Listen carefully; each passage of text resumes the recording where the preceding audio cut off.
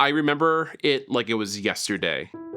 I was 12 years old, 7th grade, and we were home from school. This is a special report from News Channel 4, the blizzard of '96. I remember just being glued to my TV and quickly fell in love with what they were doing. Record-setting snow in the blizzard of '96. There was, I think, something about connection and being in the know that really pulled me in. I thought for sure that I would be in news my entire life. I would retire as a news director. That was the end game, right?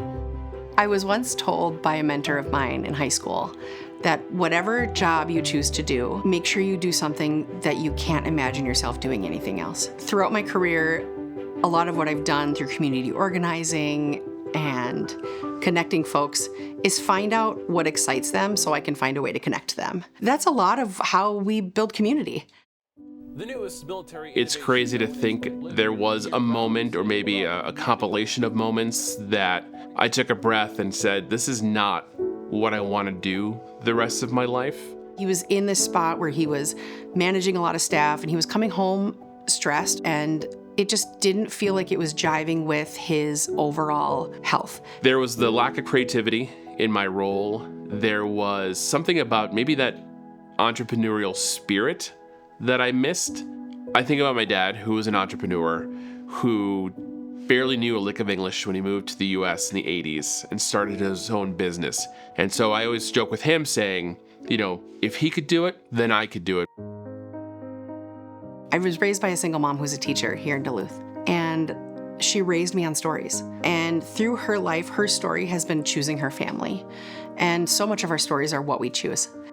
Kevin was really missing doing the storytelling side of the news. And so we talked a lot about what does a life look like where we could do a business of storytelling. As a business owner, for me, I don't want to just do average things, because the people stories that we're telling aren't average.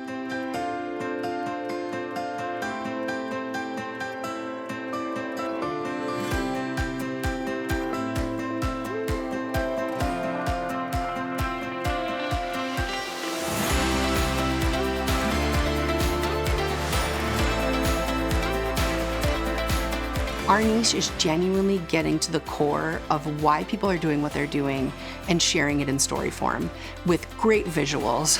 That's where the success of our science-backed story finding process comes in. Spending the time learning the story, learning about the characters, and setting up and building a relationship with them before we ever set them in front of the camera.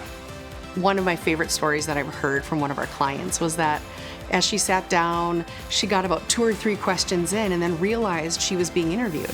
Yes. Have we started? Because I've been looking at you. Okay.